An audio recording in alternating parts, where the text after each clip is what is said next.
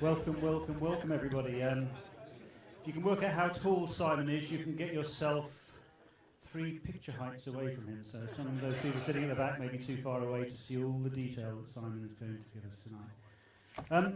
Welcome to Sky. I think that's everybody. If anybody left their coats and bags outside, what we've done is we've put them on the back row. We've just brought them into the cinema. Hopefully if we finish in time and you haven't got too many complicated questions for Simon, we will be able to pick up the remnants of some drinks and some food out at the back. So bear that in mind if we want to know a last little chat at the end. Welcome to Sky. This is Sky's Sky Cinema.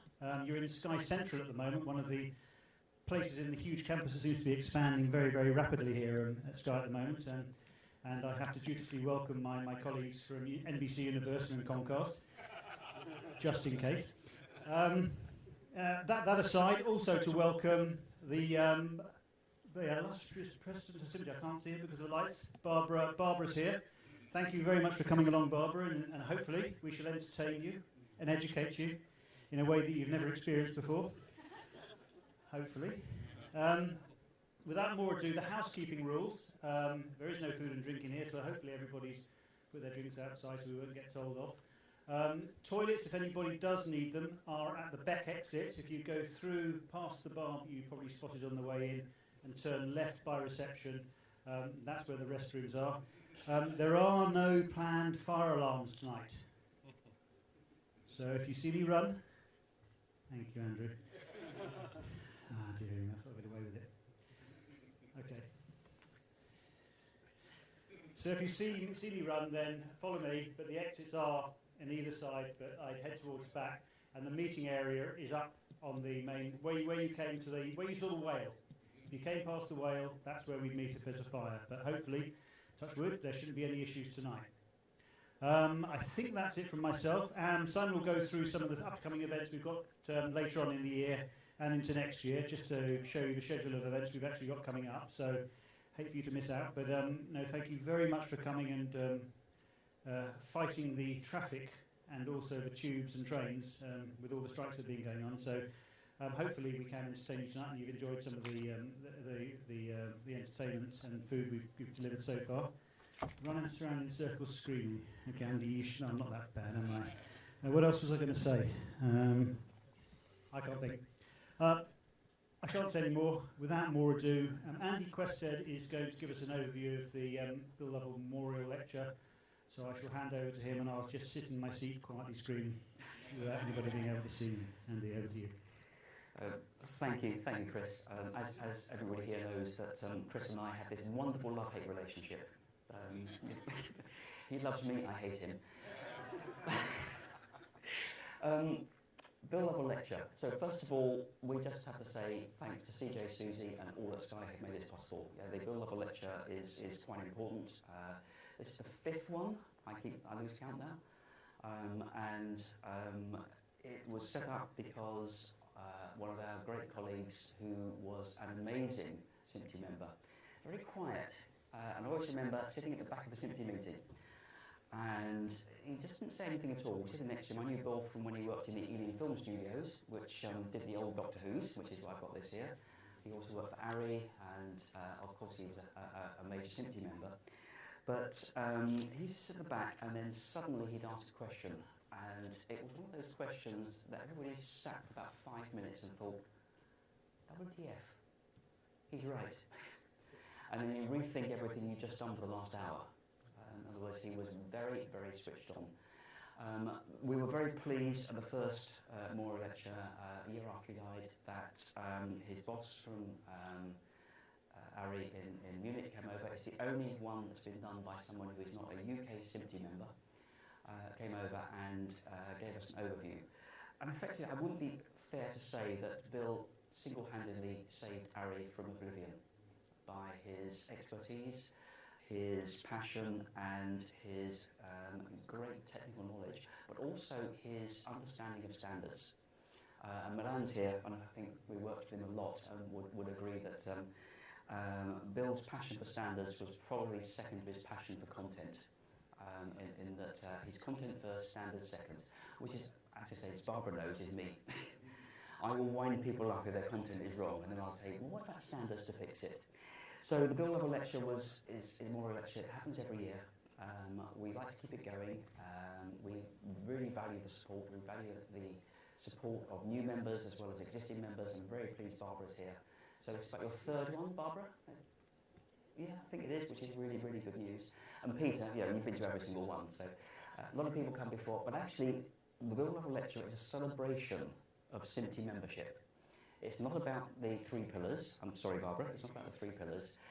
Actually, it's about all three put together into how do people who are SMPTE members actually express themselves through their work, through their commitment, through their friendship. So it's all three pillars joined together. And tonight, I'm very, very happy that Simon has agreed. I've known Simon since his ITV days, and we've been through the good and the bad times, the changes, and the EBU. I'm not going to say whether that's good or bad, because actually Hans isn't here, so I can say what I like. But it's sort of about how this organisation affects people's lives in more than just the way they work.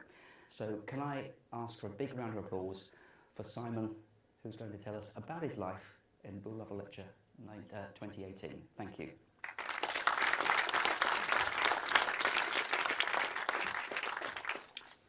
So, thank you for coming. I know it's been a difficult day and to get here, and there's one or two maybe still coming, I hope.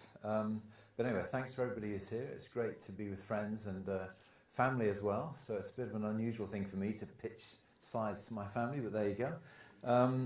SMPTE, I've been a member of SMPTE since 1980, but more of that later. But I joined when I went to America. Back in those days, I went to America in 1979 and started going to SMPTE meetings in the Hollywood section of all places. So we'll come on to that. So this is in memorial for Bill Lovell and in his honour as well as mine. And you know, I don't think I knew Bill very well personally, but I knew of him and I'd seen him. I certainly know of his work. He tirelessly championed new technologies and believed strongly in sort of training new people and passing on the knowledge, and that's something that I hope I've done, and certainly it's one that I always encourage people to do. He was a graduate of electrical engineering, Imperial College, and he joined the BBC, as you've just heard from Andy and Chris, and thank you for the intro there. And then he went to Ealing Film Studios, where there's some amazing films been done in the past. I think it's still surviving, isn't it? Is that right, Andy? Yeah, it's good. And then he went to ARRI, a company I've known, as you'll see, since the beginning of my career, but when they were doing film. And the electronic cinema section is something close to my heart, the quality of images. The stuff you can do with digital cameras today and digital technology has just been, I suppose, the defining thread through my whole career. And so I'm really pleased to honour somebody who did such a lot of good work in that way. And there he is with the DF Cine HD, strange name, a hard disk recorder that could record digital content onto an uncompressed disk. You can see the size of it. There's quite a lot of lights on the screen. I hope you can see it properly.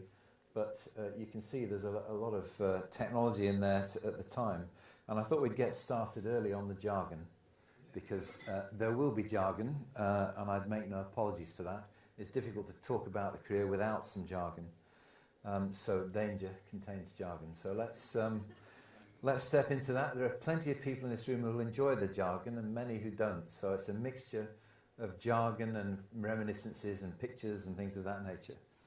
I think I was saying to Andy and Chris earlier, and in this day and age you're supposed to walk around, aren't you, with your polo neck on and expound on these new technologies. But I think we come from a different era. And if you can see this, you can hear it as well.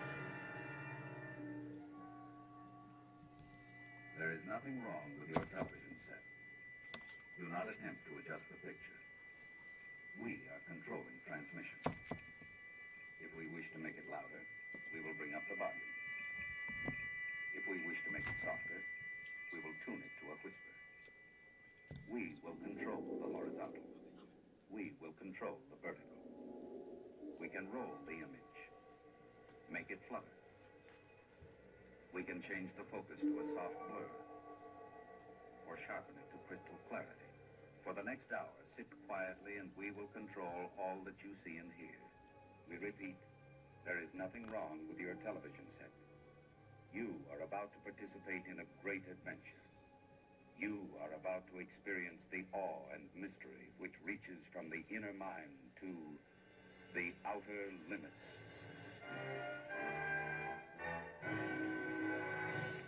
So I think I saw that when I was a child, and I think it made an impression on me, somehow or other.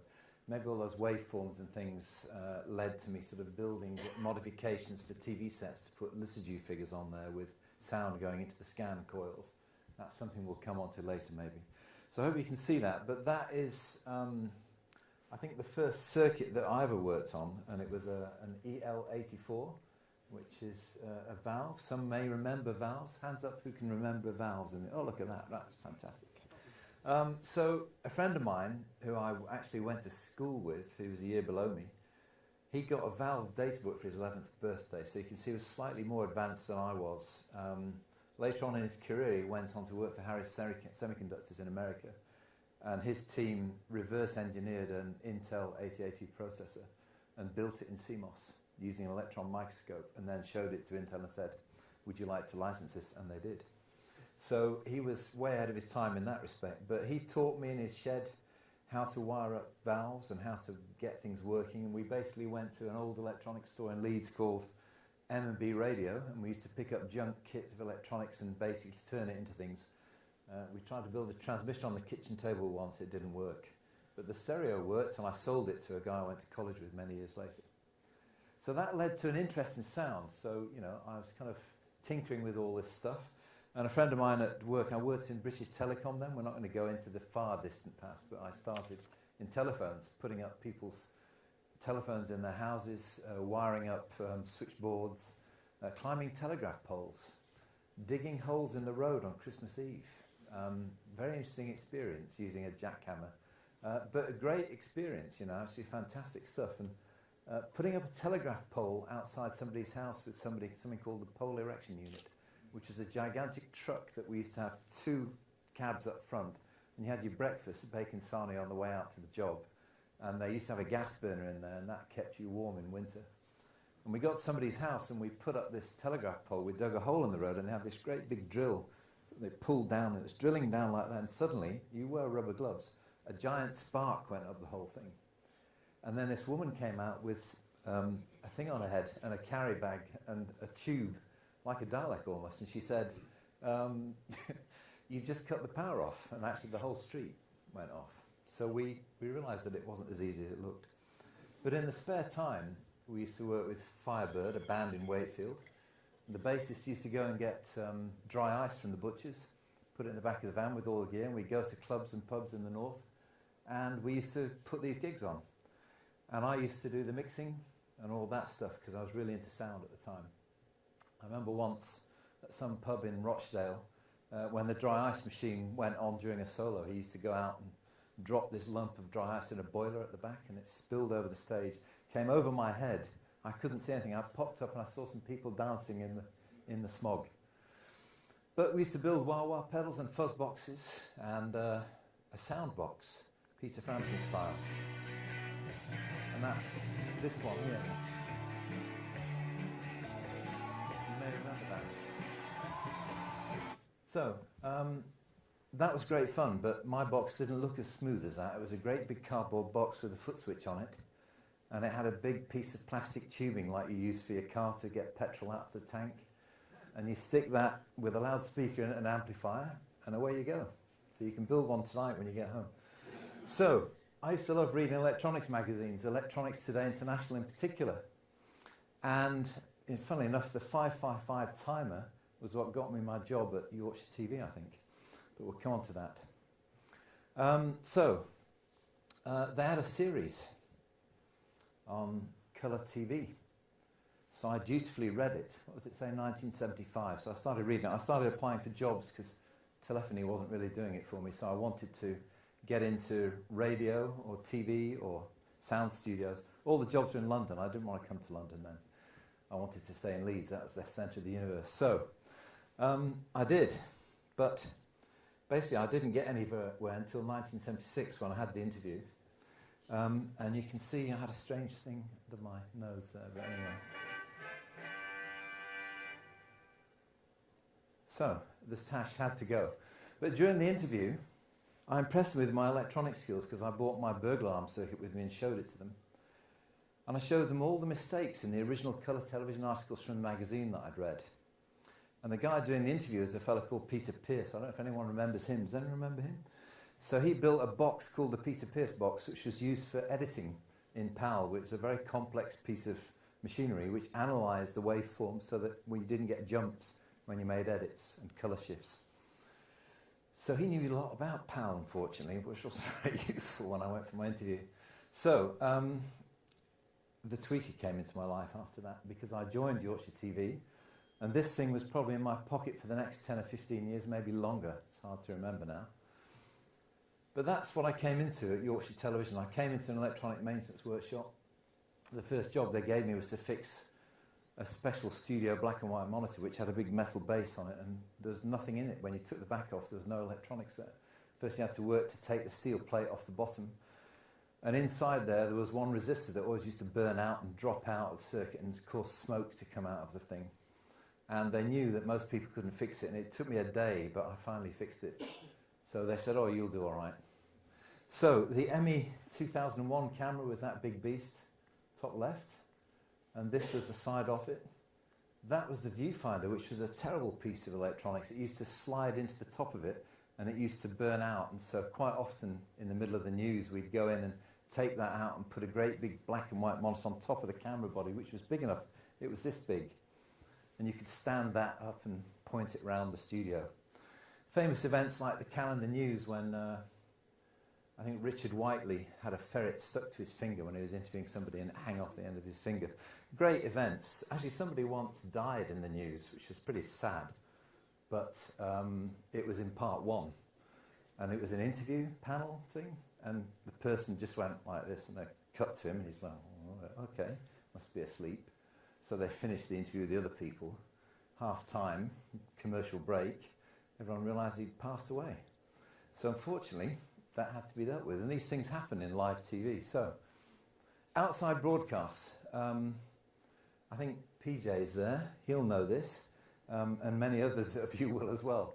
There's a lot of cable in outside broadcasts, and that was my first experience when I walked into the electronic maintenance workshop where I worked. It's all very well meeting the guys, and it's fine, but what's that smell? And the smell was dung. And then because in the corner was a great big pile of camera cables that had recently come from Emmerdale Farm. And in those days, Emmerdale Farm was a real farm with pig swill and cow dung lying around, and it used to get into the cables and dry out. So to fix the cables, we had to pile them up and let them dry out for a week or two. So there's a constant smell of dung in there, which was quite an experience. And those were the kind of OB trucks I think they had in those days. But we had film, so back to ARRI. There's the ARRI camera. I was lucky enough to do an article for the recent SMPTE Journal. I mentioned this piece. We worked on all sorts of things. The Acme PicSync, top left, to sort of synchronise the different tracks of sound with the film. The Nagra sound recorder, which every sound recorder's used. So you do film for the pictures and that on your shoulder for the sound. A really great quality piece of equipment, Swiss made, I have to say. But the thing was, one of those once, somebody came in with it and dropped off a sheet saying, please fix this. So I went, okay, we'll fix it. We started working on it. End of the day, the guy came back and gave him the thing. It's all fixed, it's all wonderful. He said, oh, great, thanks a lot, mate. I said, well, what unit are you in? He said, oh, I'm a freelancer, you know. So he had it fixed for nothing, but, you know, that's the way it was. Until we found once that these ARRI cameras that we used to use for news, there was a guy running a shop down the road renting out camera kits. And one day we didn't have enough cameras to do the news. And they went down to the rental shop and they got back and had a YTV serial number on the bottom of it. So there's some fun and games went on in those days. But the ARRI camera was great. They took it with Wicker's World to the North Pole, and they found it didn't work too well in icy conditions. I don't know whether Bill Lovell ever sorted that one out, but basically it wasn't doing too well when it got really cold. So it came to us and they said, well, how are we going to fix that? We're in Leeds, we're not in the North Pole. So they said, well, your problem, mate.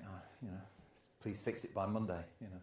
So the weekend we were working, we used to work shifts in those days, we went in and put it in the freezer in the restaurant. And after about 10 hours in there, we then went and got it out and switched the damn thing on, and it was white, it was covered in ice, and it worked. So great fun and great equipment. And there is the thing that made it all work, which I think those of you with long memories will recall. This is the new transmitter tower called Emily Moore in Yorkshire. The first one, when Yorkshire TV went on before I went to work there, fell down within, I think, days of opening night, if not on opening night. And it collapsed, and it was a few weeks while they put a temporary transmitter in. And that happened because the guy wires got covered in ice. So ice again, it's a problem. And this TV here, there's a Philips colour TV. I had to fix one of those once, and somebody at work said, well, fix that. And I was a bit worried when I took the back off it, and it had a big sign saying, danger, X-rays. I said, well, should I be worried about that? No, don't worry, it's fine, you know. Just get on with it. 30,000 volts in there, you'll be fine. And this was the building, Yorkshire TV, of course. Now, I took that and had a good old go at fixing it, but the tube was terrible. It was all soft and blurry. He said, well, there's an old tube there, it's got a chip in it.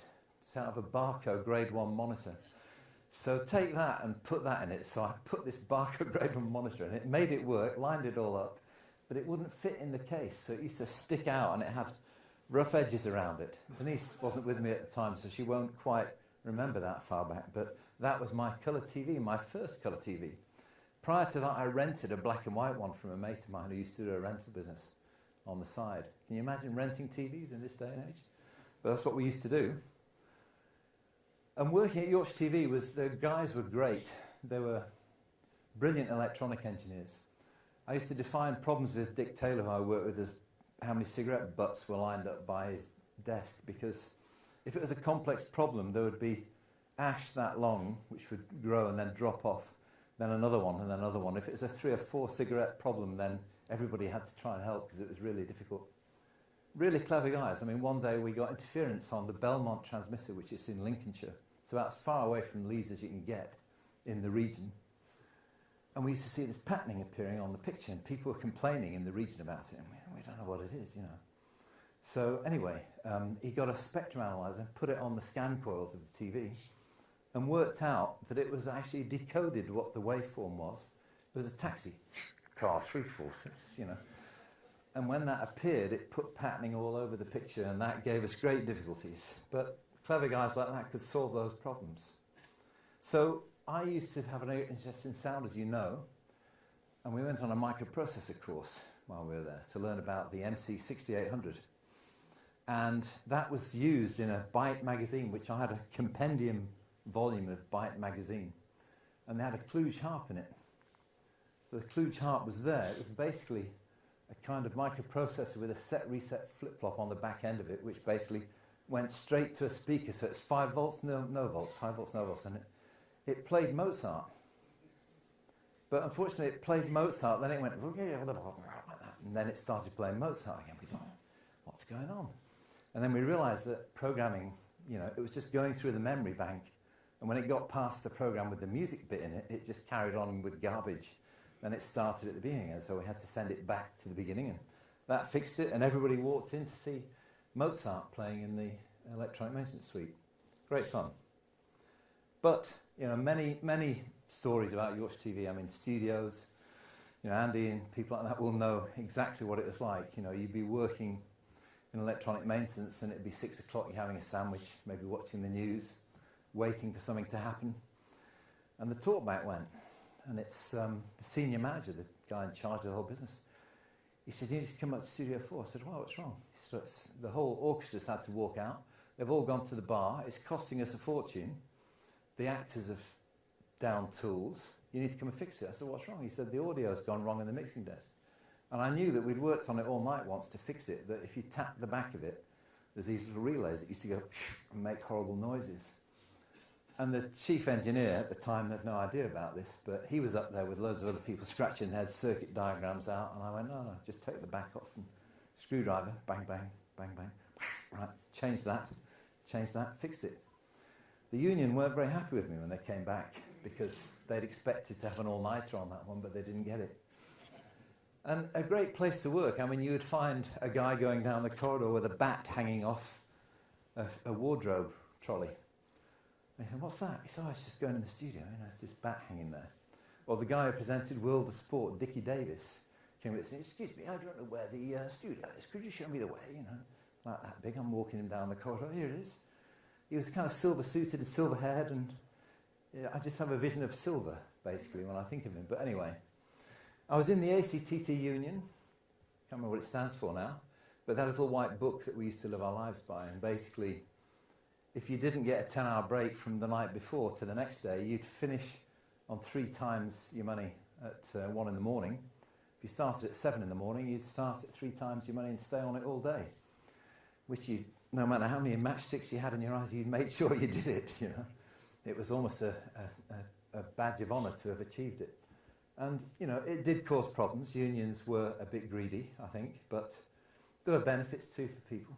But when it came to 1979, and bear in mind, my first day in 1976 at Yorkshire TV, they went on strike. I was told to stay in the room and read a book. And then half an hour later, they came back and said, we got 4%. Oh, that's good.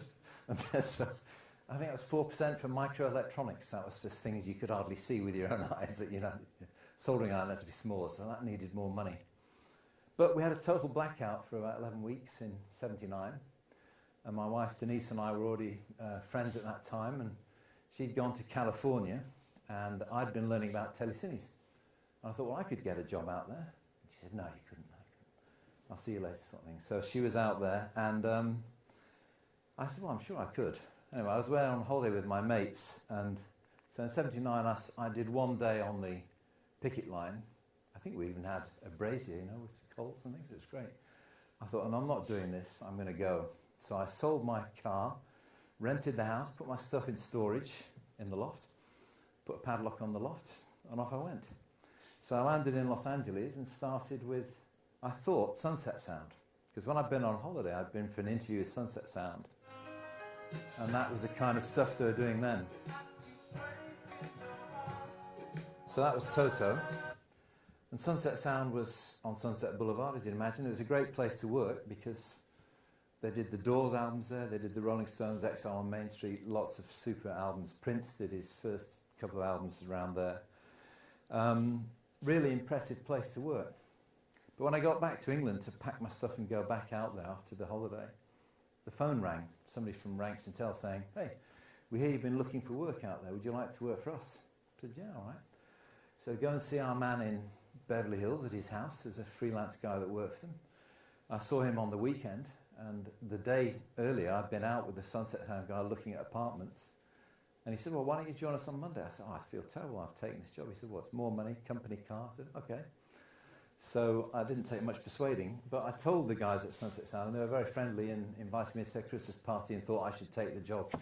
So it was nice to stay friends with them. So I worked with these guys, Neil Kent, Alex Jepson, Richard Colonet, right up until 82, so 3 years in America, working on the flying spot scanner, the Telecine, which is a British invention made in Ware, Hertfordshire, not far from where I live now.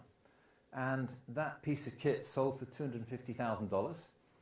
And it was the first thing in America that made transferring film easy. Prior to that, it was a mess with RCA cameras and lenses flying around and all sorts of things you don't want to know about. But they had Digiscan, which is the first frame saw I'd ever come across in my working life. And the Digiscan had just arrived. And it didn't work, basically. So they were selling them. And they'd land in America. It worked in the factory. No problem, worked in the factory. But when it landed in our offices, it didn't work. So we used to spend a lot of time trying to fix them, and I think those that know me may know I've had a knee replacement. I think I know why now, because I spent all my time on my knees. That's the inventor of Topsy, and that's for you especially, Jerry Rogers. Jerry Rogers is sitting on the floor at NAB, I think it was in Dallas, when it was in Dallas once. And he was trying to make the damn thing work because, as usual, we were up till midnight, 1 in the morning, trying to make it work the day before the show.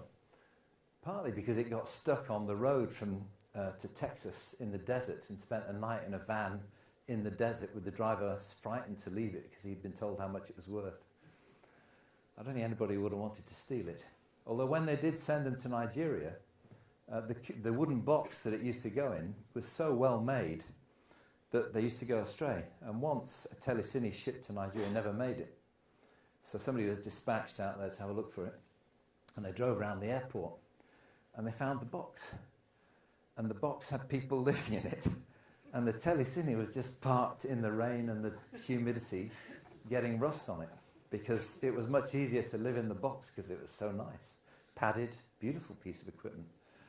And we used to spend all our lives dealing with film gates like this little gadget here, and dealing with the issues you got in telecine post-production in Hollywood, which was all about transferring things to video. My first, well, before I got the job with Rank, I was toured around US Video's facility, both in Hollywood and in Burbank. He said, we'll take you to Burbank, to our offices. And the guy who drove me up there was a Hell's Angel. He had hair down to here. There's a big van driving me up to Burbank. And I walked into Burbank. It was a room twice as big as this, and it had wooden racks as high as the rafters with Betamax and VHS machines all over it. This is 1979. I said, what are these? He said, well, that's VHS and Betamax. We're going to be, Betamax he called it, I think, but basically we're going to be selling these. People are going to be renting videos, buying videos, and we're making the master tapes for them. Wow. So I'd never imagined that would happen because they hadn't really hit in the UK by then. So that was the beginning of my sort of time watching people and helping people do film transfers all over the place, from Chicago to Florida. The one in Florida was interesting because I went there just after the riots, when they'd actually been rioting. And I was there 2 days later, and I was going to Global Video in Orlando. And when I walked out of the building one night, well, actually when I drove there in the morning, there was people in the blackened out boards outside the supermarket passing food out like that. And I arrived at the place, oh, people are tidying up the neighbourhood. That's very nice. He said, no, I said, they're looting the supermarket. Oh, right, okay, it's slightly different here then. So interesting things to learn about. And we used to spend all of our time, Andy and various other people here will know this very well, dealing with film. And I think I used to spend most of my life looking at this bit here, trying to tune that for maximum smoke, as we used to call it, try and get these lines to be as finely detailed as possible. And if you breathed on it, or if you turned your screwdriver too much, it would go the wrong way. And you were back and forth like this, and it was all your life's work to try and get that right. And Denise will remember places like the Post Group in Hollywood. It was something like 7 or 8 o'clock at night, and she'd been waiting outside for 2 hours. And the guy in charge who worked for HBO was saying to me, well, I can still see a speck of... Okay, so I'm probing the store, trying to find a capacitor that would make it go, or a piece of wire, just make that stripe line up, and then I'd change the chips. That would be fixed. Then he'd find something else, and then he'd find something else, and I'd be there for hours. They did a film once, which is about the space series, and the Digiscan was a bit of a noisy animal, especially in the Blue Channel. And when they put this on the TV, the planet, as it appeared, just glowed blue with noise. And people, oh, that's fantastic. I said, that's actually the Digiscan noise. It's nothing to do with what the film looked like. But anyway, we learned. And, they designed these memory boards like this. And they had these tiny little capacitors on them, like this. And we used to have to go and fit 3 to every chip. And there's something like, 32 chips on a board. And we'd have to fit that to 8 boards. And that was night work, so we used to go at 6 or 7 in the evening and fit these capacitors because they'd taken the National Semiconductor or Texas Instruments design book, and they hadn't read that you needed capacitors across every voltage line. There were 3 lines, 16 volt, +5, -5, to make these dynamic RAM chips work. And we used to spend the rest of our time trying to line these waveforms up like that to make sure it's flat. Because if you got a tilt at one end or the other, that meant shading on your picture. And many here will remember spending life with something called the afterglow units and things of that nature. Andy's laughing because I know he had to put up with it. And we had another thing called Topsy, which I mentioned, which is an automatic system for doing colour grading. And it used to work with punch tape. So when you started with it, you used to change all your colour grading as you went and store it, and then it would print it out to punch tape. If you played that punch tape back in again, it would recreate what you did in real time and put it down to tape. A nightmare. Then we got 8-inch floppy disks. And then we got, I think, 5 1/4-inch floppy disks. Made life a lot easier. So that was the patch that I'm doing for time. Probably going to take too long, but anyway. that was kind of a very popular junction, Sunset and Highland Avenue. Still is, a very popular place. Andy knows it very well. Many of his expenses checks come from there, I'm sure. And my Neil Kent, who I worked with very closely, is still there. He went on to work for Da Vinci later, and that was his number plate. He always had the Sintel number plate, but when he went to work for Da Vinci, he said, every Sintel needs a Da Vinci. And that's now owned by Blackmagic, and it's part of the, what's it called, their colour grading software. It's amazing how these things change, because I came across the Da Vinci at Rush's later on, and it had a big black panel on the front. When you lifted the door down, it had like 60 wires, and they were all green. Every wire was green. So imagine trying to fix that. It was impossible. So that was not the company car. That was outside Satikoi Street in, where was it, North Hollywood, which is where we got a temporary office. It was quite strange, actually. We found out not long after we got it that these men kept ringing in the afternoons. And we said, hello? Sandra there? No, sorry. Somebody there? No? Why do these guys keep calling? And we asked one of them once, and it turned out that it previously had a different reputation. It was not doing telecine. That was one of the first company cars, parked in situ with a Hollywood sign. And that was another one, I think it was called the Malibu, which had a stick shift gear change. Very nice car. But it had a lot of snow on it in that particular occasion. And that's what we spent our lives with, colour grading on joysticks. They didn't give you any joy, but they were effectively there to allow you to adjust everything from black to gamma to white and make life work for you. And I suppose my funnest experience with that was at AME Inc. A good friend of mine, Jan Yarborough, who now works for Warner Brothers. I think he's in charge of their digital film stuff now. He basically was working on one of these, and he had a storage unit to store his colour grades, so make something look nice. And he was working on a can of Folgers coffee, which is a big green and yellow can with a fluorescent yellow label. And he was tweaking this to make it the yellow stand out, saturation, make it look just right. And my daughter Georgina will remember this. She did a stint at a moving picture company once, and she came home to me and said, why do they spend all day worrying about this little tweak of this colour and that, and what's going on? Why do they spend all this time? I said, well, people want to get it right. Anyway, there are 10 people behind him from the ad agency who said, we want it to look just so. So he stored what he had originally, and then he went, well, I'll do this, and he joysticks all over the place. And I go, oh no, that's horrible. Oh, that's nearly there. Yeah. He said, tell you what, he said, and he pushed loads of buttons, which did nothing, and then he went and recalled the memory of what he had originally, and pop. They went, oh, that's fantastic. They said, just perfect. What did you do? I just came across it, I don't know. So, that's what advertising grading was like, and that was NAB in 1980. Hasn't changed much. You don't get many big cowboys there now, but it was probably a bit more fun. And that was a bit of spare time, a few perks. Only an hour from the mountains, so it made it very easy to go skiing. And that was the office in Satikoi Street with Richard Coronet and Neil Kent, who seems to be holding up a sign saying quickly, which was what he always seemed to want us to do. But there's millions of stories about that. I could go on and on, but let's go back to the UK now. So it was 1982. Some friends I knew in Vancouver said to me they had a mate in England who was opening what they called a cable head end.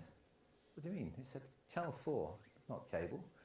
And they said, well, they're looking for engineers, and we wanted to go back to the UK because it was either stay forever or move back at that time. So I did.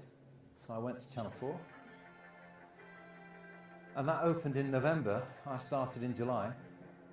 And that was done by III, a company in California, in fact, who did special effects. And they rendered that on a Cray computer, which I once had the pleasure of sitting on. I mean, my laptop's got more power than that now. But yet it leatherette seating all the way around it, and it had different colours and things. And it was about this tall and that wide, and seats all the way around. And it would process images at great speed. And I was into all that stuff then. I had some friends who worked for Laser Media. They used to do some cool stuff. They had what they called a sort of music table or something. So they'd go to events and they'd fire lasers around, and they used to stick mirror tiles to the front of a little loudspeaker from a transistor radio. And they'd put the music that was playing into the mirror tile, and that would then project the laser and give you special effects at parties and events and things. Great fun. So, there's Channel 4, 60 Charlotte Street, not where it is now. There's a few business cards will appear. And you'll note the telex number. Very important to remember the telex number. And of course, that's the old building. Now, telex was a fascinating thing because before I went to work at Channel 4, I was in California working for Rank. They bought some Topsies and telecines, and I kind of had the inside track on it. So I sent them a telex, which was like 6-7 pages long. And basically, they went to Rank with this telex telling them what to look for, and they drove them mad. But anyway, the Topsy didn't work too well, and we swapped it out for something called Amigo a little bit later. So there's millions of things I could talk about, but let's go. We did 16 hours a day trying to get telecine suites working from July to November. We set up the studios, trained independent producers. Cox T24 press desks, you remember those? There's a laugh at the back, yeah. So, and we had automation. Well, I worked with a guy called Ellis Griffiths, who we'll see in a little while, and he was insisting that we use automation for everything. He once built a processor in the back of the presentation desk, and because he didn't have time to finish it, he built it at home. He built it and put it in a cardboard box. And once, one night, the whole automation system failed, and it was a disaster. And people, what are we going to do? And Ellis was called from his office, and he ran in with a VT100 terminal under his arm, plugged it into the serial port of his little cardboard box, and recoded it right there and then, and began to fix the transmission. So it was great fun. We put the tube on from TNTs. We used something called Super 16mm film, which introduced me to 14:9 long before C-Day, because we had to find a way of getting this widescreenish film into a TV-sized image. It was still analog TV in those days. And we had a bit of trouble with the press. It's what your fourth button's for, channel 4-letter word, all those things, which gave us a bit of a hard time. And that was 36 years ago, so I better get on with it. So, there's a VT100 terminal. There's a VAX computer, which was used for the corporate systems. And then a PDP-11 was used on the Quantel gear and various other things, and for the automation. DEC don't exist anymore, became compact, became something else. God knows where they are now. And we lived our lives around these beasties. Now we're getting into VTR's 1-inch machines. So I didn't really get into 2-inch, that was somebody else's problem. Yorkshire TV, we had 2-inch. But the BVH 1000 was the workhorse, and we used automation to drive it. And if you want to look, everything is described in the text there. And the Aston 3 caption generator, and the beta cart, because we did schools programming in the morning. And we used to spend a lot of time with these beasties, the Quantel paint box. I think we had the first one, second one maybe. The BBC had the first one.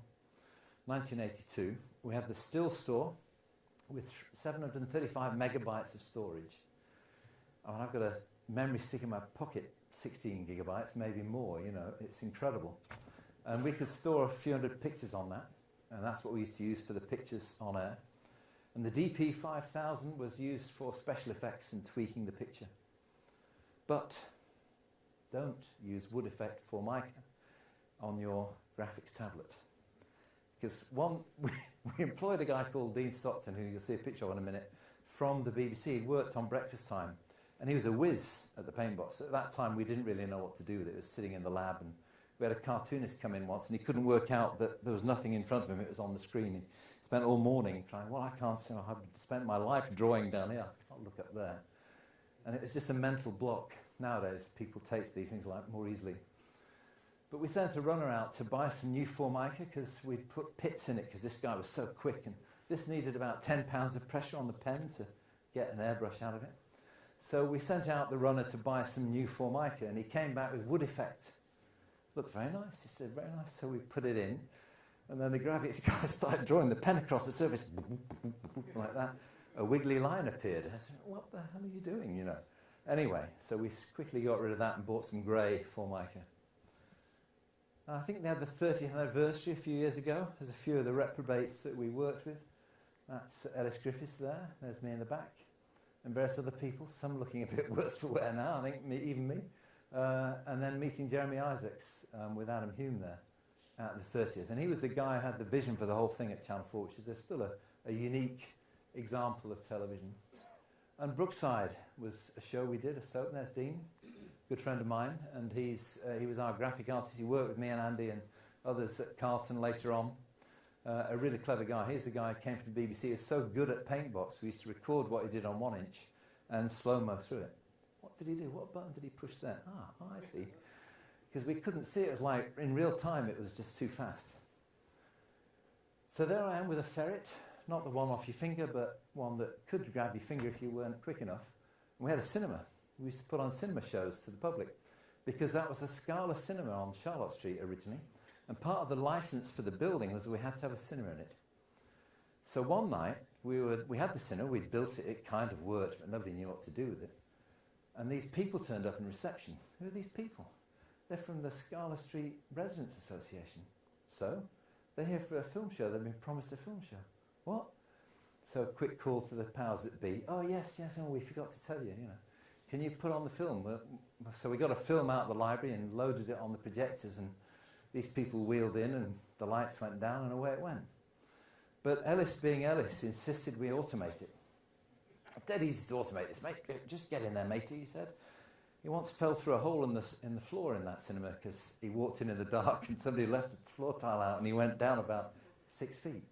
Quite interesting. But clever guy, really clever, inspirational kind of guy to work with. And he said, yeah, you can automate. You get these little metallic strips and put it on the end, and when the projector sees that, that triggers a box of electronics, which of course he wanted us to build, and he had a lot of input to it. And basically that would then, it would change the projector from one projector to the other, because you have to do reel changes. You couldn't get a long enough film to put on one reel. And at the beginning it would, when you pushed a button, it would dim the lights, it would close the masking of the screen, it would do all of those things. Didn't sell the ice cream. But one problem he didn't reckon with was the fact that when the gate, as it's called, turns on the xenon lamp inside it, there's like an electromagnetic pulse around the whole room. And that set off the whole automation. Every feature that you ever wanted went at once. So I think when we had an audience in there once, the curtains were closing and the lights were coming up and down, the other projector was spinning and flapping away. What the hell's going on? So it took a while to sort that one out, and then again, capacitors came to the rescue. And that is the Tube launching in Tyne-Tees, and that's me at the launch of the video box in Edinburgh. The video box was YouTube before YouTube was invented, and that's a pager, just in case you've forgotten what they look like. So the video box was basically this. This is a portable one, and we drove that up the motorway to Edinburgh and took it to the Edinburgh Festival, and we had about 80 people a day come in and use it. What could you do with it? It was built on 555 timers again. The first one was, then we put a microprocessor in it, and basically you walked in, sat down, screwed the chair up and down, lined yourself up with a white line and a glass, a camera behind there, pushed the button, the lights came up, countdown began, and you began recording. You get a minute, then at the end of the minute it would stop, you'd leave, and then the next person comes in to use it. And we had this in reception at Channel 4, and various other broadcasters bought it from us. One being WNET in New York, which I went to the NATP convention once and demonstrated this, and then it went off to New York to be installed. But that was the one in Edinburgh in a caravan, and this is some of the guys working out the back of it here. We took a security guard with us because he was an expert at dealing with the public by then, because basically it was operated by a security guard. You could walk in, ask to use it, sign a release form, sit down, record away. We had a situation one day when somebody recorded for about 10 goes. And the guy says, she's still in there recording, what's going on? So we better have a look. So I had a look and she was naked in there. This is in Charlotte Street, for God's sake, in a booth. Why would you do this? She had some props behind her, but she was naked. She had some flowers in her hair. And she was basically a hippie, and she was saying, the world should be happy and free, we should have flowers, and it should be like this, and music, and blah, blah, blah. And he said, what do I do? And he rang Frank McGettigan, who I saw at the Rolling Stones concert a few months ago, and said, Frank, what do I do? He said, turn the bloody power off. So he just went like that. She went to darkness. He said, knocked on the window, you've got to come out, love, you can't do that in there. So fascinating. But there's Ellis. Do you remember Max Headroom? This was from the 1985 Christmas tape, which I managed to find online. I think I've got it on VHS in the loft, but I couldn't find that.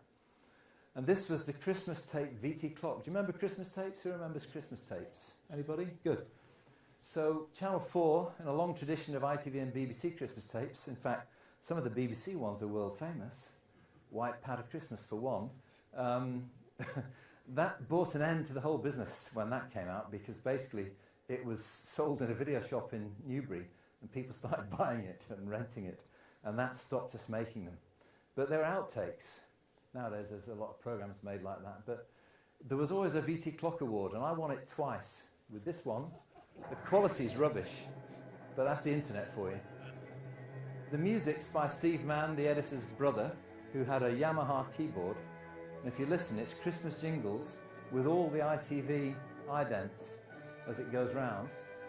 And that's my hand on a paint box, all done on a BVH 2500, which is an animation 1-inch recorder. And I'll let it go to the end, it's worth it. A bit unstable, but what can I do? I don't have a time-based corrector on the internet.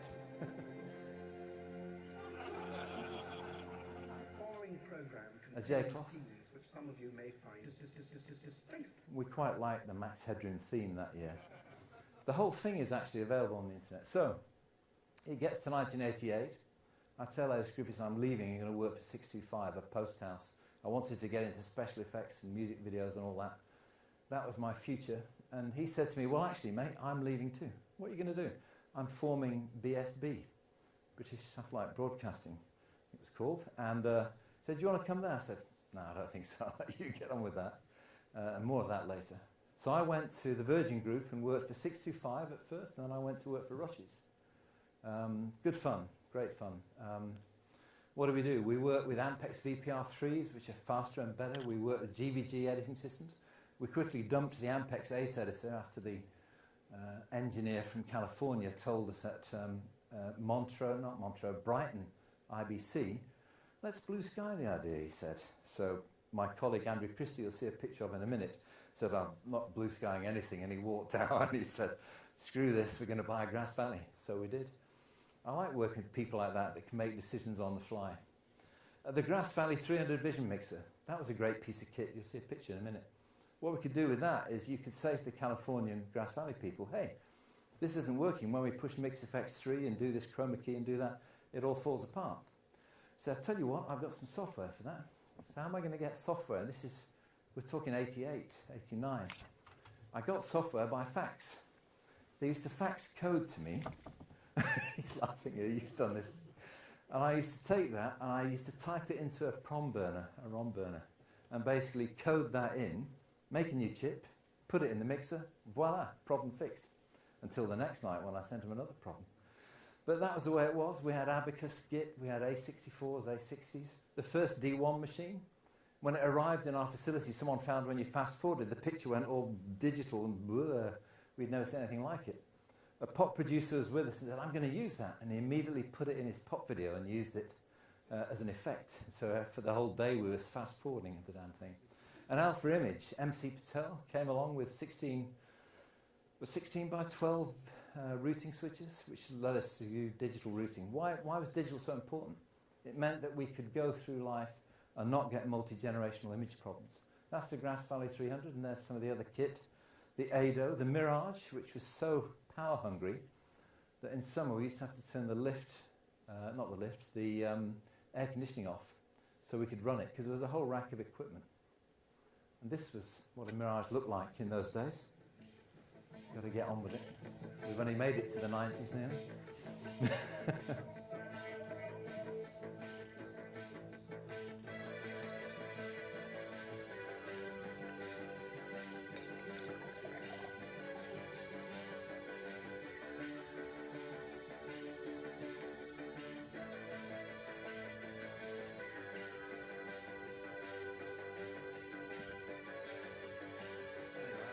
See all of it, but you get the idea. And of course, it was all about bending pictures into funny shapes in real time and exploding them, turning them into shapes of saxophones and all of that stuff. It was great fun. It was the 80s. There was a lot of music videos made, a lot of commercials made. Then I went to Rushes because 625 closed because Virgin put a building on top of it. And we had Harry's, we had a serial digital suite, which we built there, the first one in about 1991, with a digital audio mixer, first time we'd ever done that. And the Kaleidoscope, the Grass Valley Kaleidoscope, was part of a CIS suite, which is an RGB colour correction suite made for film compositing. We had the only one in Europe, the other one was in California. And again, software, it had moved on. I used to have the software engineer in California modeming in and fixing it live while I watched him. Amazing. That was a long time ago. Anyway, thanks to Andrew Christie and Godfrey Pye, both no longer with us. That was Godfrey on his boat in rushes at the Cannes Lion, I think the advertising festival in Cannes. I think that's when I first met them.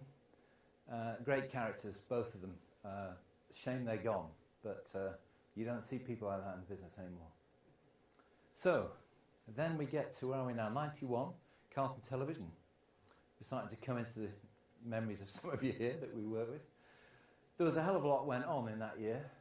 91 we started, planning the weekday franchise from Thames Television, designing and building a TV station, designing and building a news studio, hiring all the staff, Andy here, James Robinson, people like that, all the guys from Carlton post-production, designing and building the facilities at South Bank, and guess what, trying to make it all work.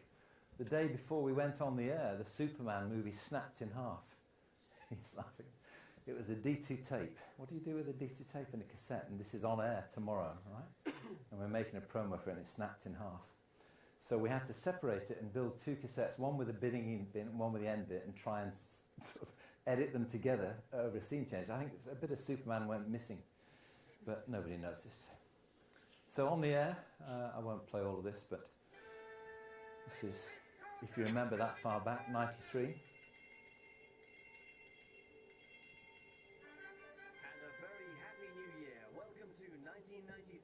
And our first programme, live from Trafalgar Square, here's Chris Tarrant with A Carlton New Year. Andy's having flashbacks.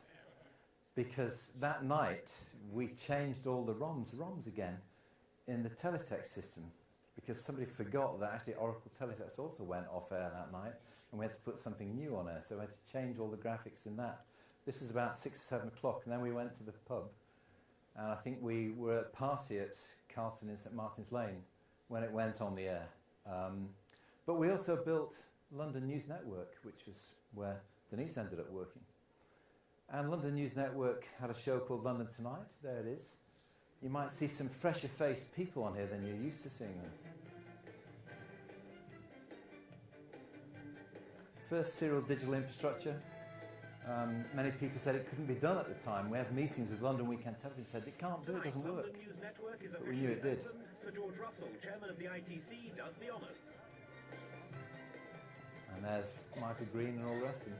I won't let it play to the end. You'll get a strange audio effect here because there's another clip behind it. So ignore that. But that is the studio which we built.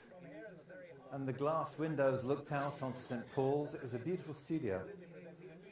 That particular view, I once had a problem with the Ofcom. The Ofcom used to, or the ITC it was in those days, used to write to us every month and say, quality of your programming, not so good this month. There was a speck in the camera on the news every night. Oh, really? I don't know why. Something wrong with the camera. So we went to look at it. I think, Andy, you might have been with me, I don't know. We went up to the London News and we put the camera on for the shot, and we could see this blurry speck in the background. What is it? So we went up to the window. It was pigeon crap on the outside. So we went out and cleaned it off and wrote back to Ofcom and said, yes, we've taken care of the recalcitrant animal and it won't happen again. But, you know, that was how picky people were. We also did lots of editing with IMAX Video Cubes and the Media Composer. Compression, anybody? AVR 26, things like that. Wavelets. We also went live to air with the IMAX Video Cube. It was made in somewhere in Camden Town, and they used to put it on tape beforehand and try and deliver it to us. Then it just got, they just like to editorial and news. They like to make decisions at the last minute because it's live, isn't it? So they ended up playing it from a facilities house in Camden Town straight to air, which was one of the firsts. That's where we spent our time for many years. I think I was in that building on and off for 18 and a half years. Many of us were. L&M was here. Carlton was there. I walked past it today. It's sad because it's kind of looking a bit tired and empty now, and it's going to get knocked down, and ITV won't go back into it again. But we made a lot of promos, about 100 a week, and sometimes they used my office. Sound up, maybe? And there are certain vital statistics that don't add up. Hi, I'm Plenty. Well, of course you are. How on earth did they get in there? Most ingenious. Stop fiddling with things that you don't understand. And watch this. Don't touch that. It's my Easter egg from M. The James Bond Double Bill, Easter Monday from 2:10 on Carlton. Do pay attention, 007. I thought I'd bring it up to date for today's sensibilities. The audiences today can't cope with that kind of stuff. But they could then, strangely. Come on. There we go. So a few snaps, I'll whiz through these. There's Andy in the younger days. There we are with somebody's leaving do or something. No, I got an award there. I don't know what the hell it was, but I've got some little trophy for some reason. But anyway. There's one of our edit suites. There's the machine room for those who remember Digital Betacam. There's one of our operators driving it. Vision mixers, etc. The floor with the wiring underneath it. I think that's when it was being dismantled rather than when it was being built. And lots of people from the early days enjoying things over the road at Christmas. And there's James, who supplied a lot of the photos. I have to thank him for that, James Robinson. He's also at NBC Universal. So what did we do? In '97, we took over Central TV a couple of years before that, and we ended up going to Birmingham a lot to build a news studio in Gas Street. The most advanced in Europe at the time it was, using profile Tektronix servers. But consolidation and growth began, and it's rather accelerating now, kind of in the 90s. Things are happening quicker and quicker. Carlton Communications owned Technicolor and many post houses and manufacturers. We took over Central, we took over West Country Television, later on we took over HTV. On digital launch, we went digital, more of that in a minute. And then we ended up selling Technicolor to Thomson. On digital collapsed in 2002, and Carlton and Granada merged a couple of years later. Digital TV was in Marco Polo, a place you'd never put a TV station in, I suggest, because BSB and On Digital were both in there. The only one that worked was the sales thing, QVC. So anyway, I believe they've knocked it down now to make way for luxury flats, which is probably the best thing. So lots of things happening. We worked with the DTG, the Widescreen Forum, with Richard Lindsay Davis and with Simon Gauntlet on things like widescreen and how to do that. Brendan Slammin, who's no longer with us, but he was a great guy, ex-BBC. And we applied for digital terrestrial multiplexes. Sky and Granada joined the bid. In fact, Christmas, day or two after Christmas in 1996, I came here to meet Jeff Walters and a few of the engineers who Chris Johns will remember. And they banged the table and told me, I know nothing about pay TV, I know nothing about conditional access. I said, you're quite right. But we'd planned a digital terrestrial network and they were joining the party until May, when the EU said they had to leave. So we learnt new things. Compression. We talked to BT and Arqiva. We built transmitter networks all within a year. It seems unbelievable when you look back at it. 80 transmitters went up. Not only was Carlton doing it for its commercial business on digital with Granada, but also ITV and BBC were doing it at the same time. The whole country was alive with people climbing transmitter masts and putting digital TV in. At the same time, we built a playout centre with 5 channels of playout, Carlton Digital Channels. And Carlton Cinema, I was very proud to say, was the first widescreen 4x3 switching channel on the air. But set-top boxes were free. Why did that happen? I don't know. Maybe somebody here could tell us, but it's an interesting thing because we were going to charge £200 for them, but we couldn't when we launched, so it didn't last too long. I think we spent £1.2 billion on ITV Digital before it closed. And there's the final announcement. So that was ITV Digital. But digital TV is still with us, and many of us went on to work in 2000 on C-Day, commercial day. Widescreen was becoming apparent, TVs were getting bigger. And we had to find a way of delivering commercials in such a way that they could be shown on air in both formats, both on a 4x3 TV and on a widescreen TV. So we did. We invented C-Day, commercial day, and we did a training DVD, and we did lectures and demonstrated to people. Many of us worked on that. And active format descriptors were used for widescreen, and the DTG won an Emmy a long time later, Richard. It was at 2011 or something, for AFDs. And that's, you know, quite a tribute to the British engineers that worked on that, I think. I forgot the internet, sorry, that was in 1996. We built a commercial website called Jamba and Simply Food and Popcorn. It was going to be a big boom, and we'd done it first with my little design team, and then Carlton Communications invested about 80 million in it and said, this is going to be big. And then it wasn't big anymore, and it came back under broadcasting. So, let's have a look at this.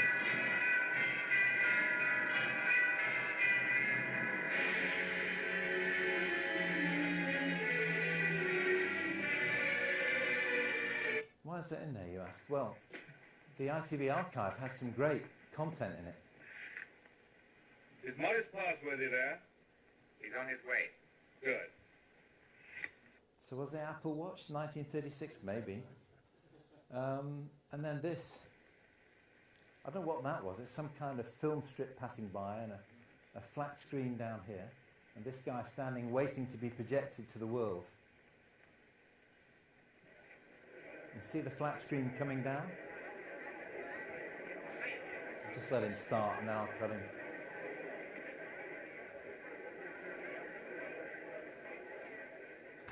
What is this progress? What is the good of all this progress onward and onward? We demand a halt. We demand a rest. The object of life is happy living. We will not have human life sacrificed to experiment.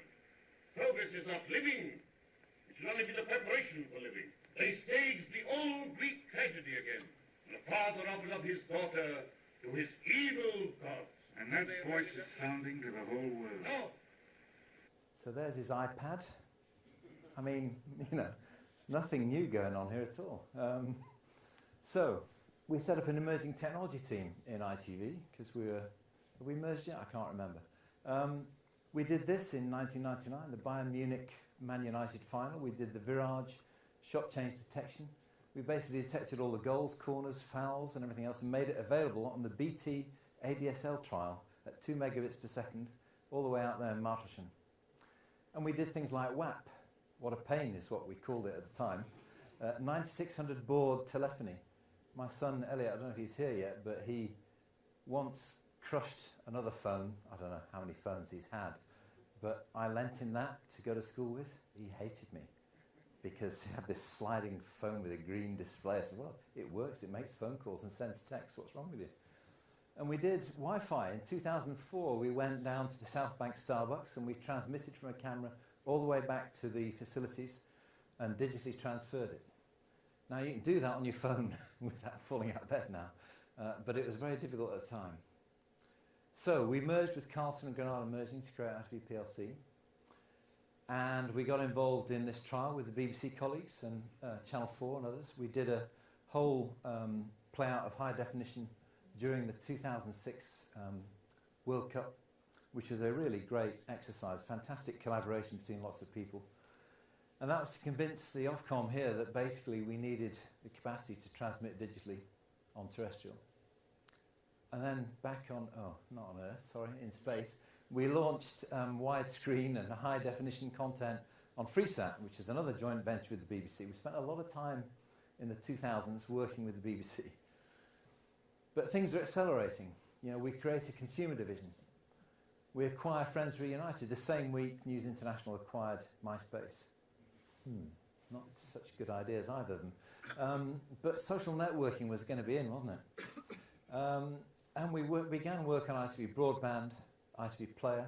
We began work on something called Kangaroo, which you'll hear a lot about. That became Seesaw. We created ITV Future Technology Team, and we did wind up Kangaroo in 2009, and then this little thing called the financial crash led to us going. That's a launch promo for ITV.com, which I won't dwell into, but there you go. So we're promoting the internet now to the public, not TV shows, but what you can watch online. Broadband penetration has reached critical mass in the UK. Has it? I don't think so. Not even yet. And then we did virtual worlds. So this is what the guys in Future Technology used to love doing. This was something called Second Life at the time. And we took ITV Consumer and we put it into Second Life. And I'll just fast forward through some of this. So there's the building. And then you could sort of fly around. And then we built the South Bank in Second Life and put our programs on. And instead of catching lifts, you could actually teleport. So this was my office in the Emerging Technology team. John will remember this perfectly. That's not me. No, that's Dave Block, I think. Yeah.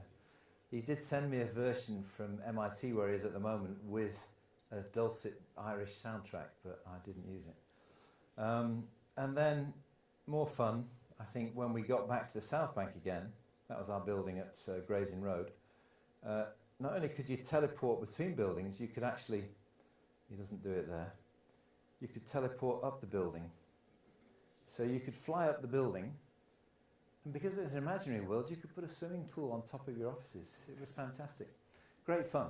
And, you know, we tried to convince Granada at the time that they should do Formula One racetrack on it, which we did. We tried to convince them to create a shop, which we did, the Granada shop. So the idea was that you could have a virtual meeting with people, invite them in to look at your videos, and sell programming to them. People are still trying to do that with virtual reality today, and that was, I don't know, 2000 something. So, again, nothing new. So that's the FewTech team, or some of them. Few technologies, we still meet up for a beer now and again.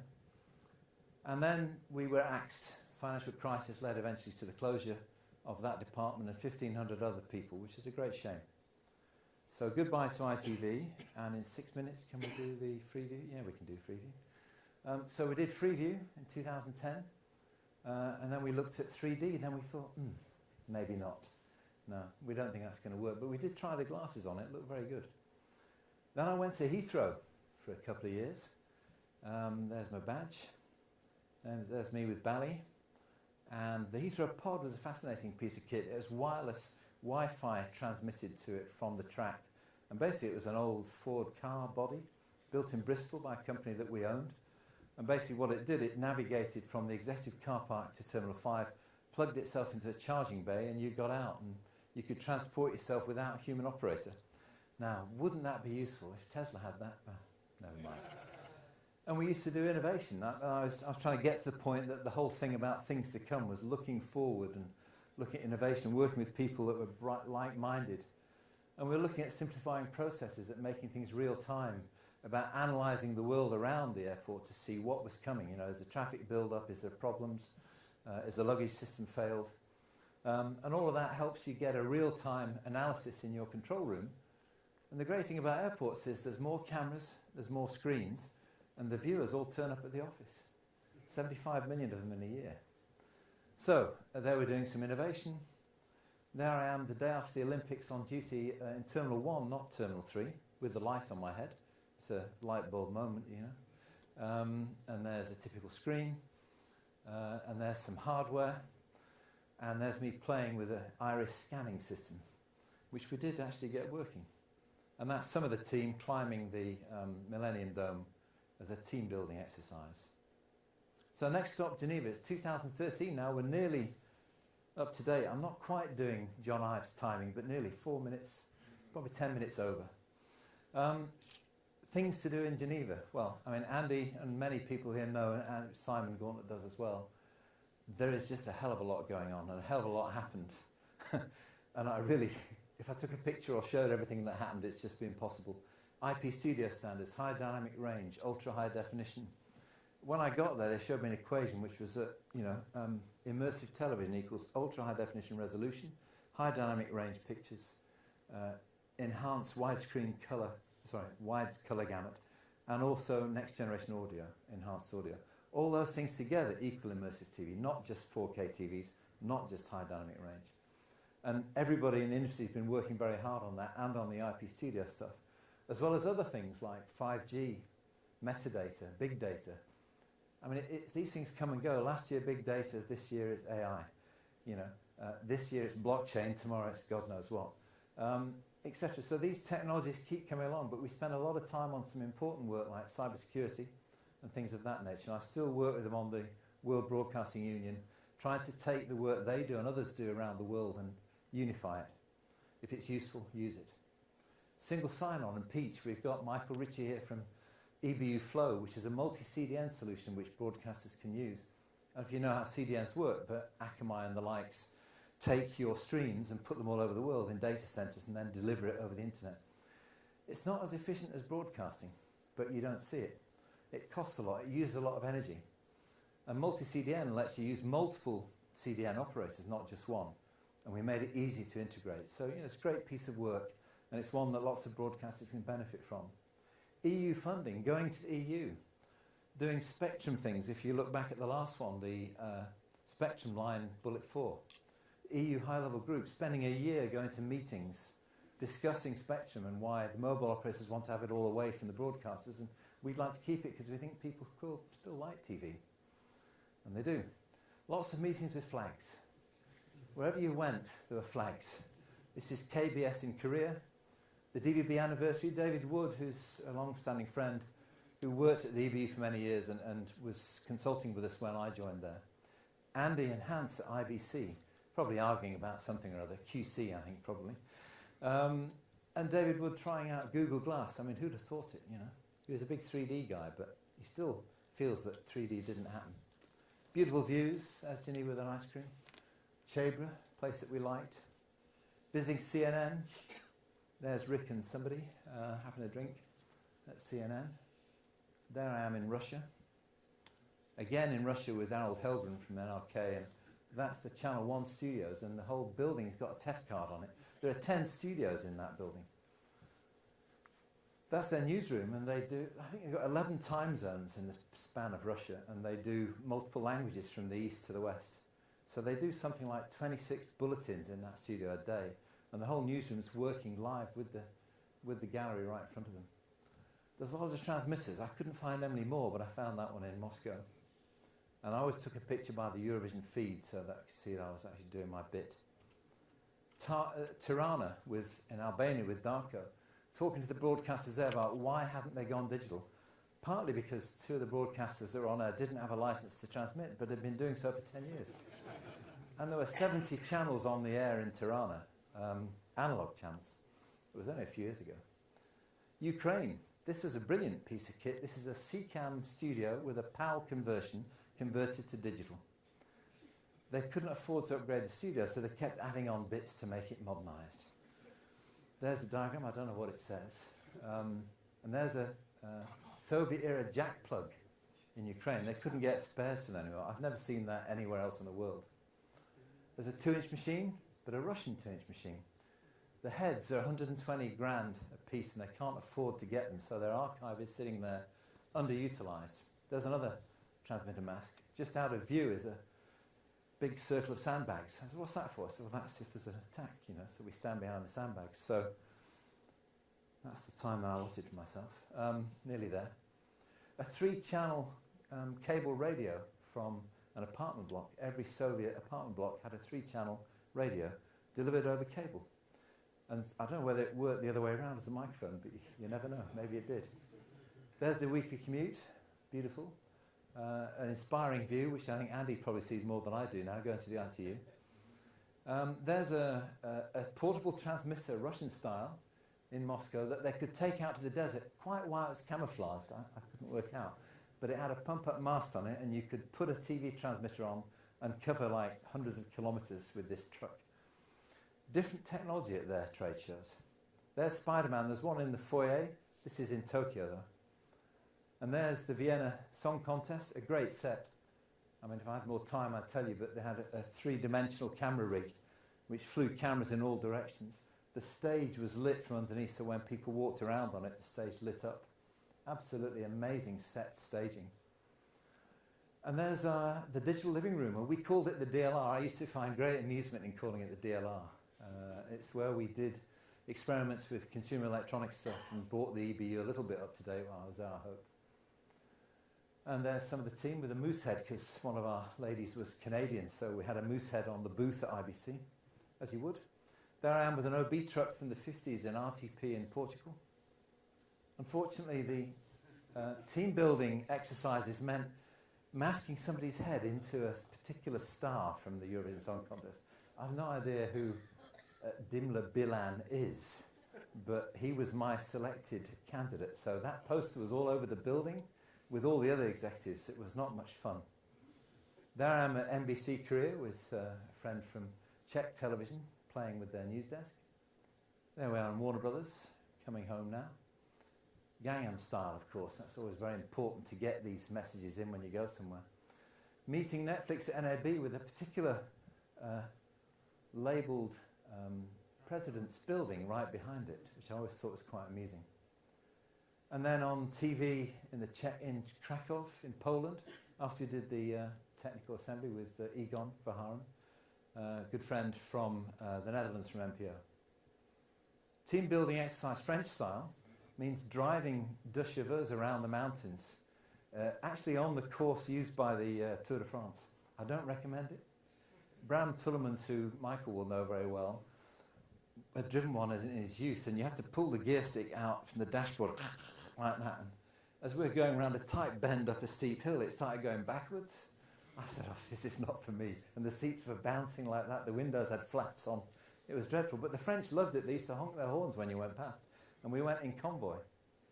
Good fun. And then there's a certain Chris Johns found in Hollywood observing the boulevard with his iPad. Good job he didn't drop it. That's his laptop, isn't it? Good job he didn't drop it over the edge. I think that was the day that somebody hacked Donald Trump's star up off the Hollywood Boulevard. And the cleanup crew was there right that very minute trying to fix it and put it back to pristine condition. Making Hollywood great again, sorry. So EBU and DVB teams, fondue time, Christmas.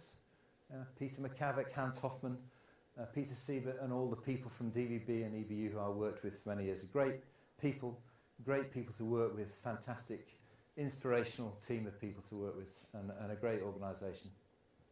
Mobile phones, Surrey University 5G Lab. I think I've had most of those. Andy's had more than I have, though. Definitely. And trying out kit like the HoloLens. It'll never catch on.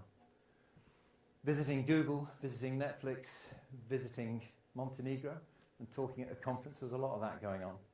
Visiting an NHK studio, what they call a historical soap. We were all turfed out of there minutes after that because we had our iPhones out going, and the director, who with his face mask on, was trying to shout directions.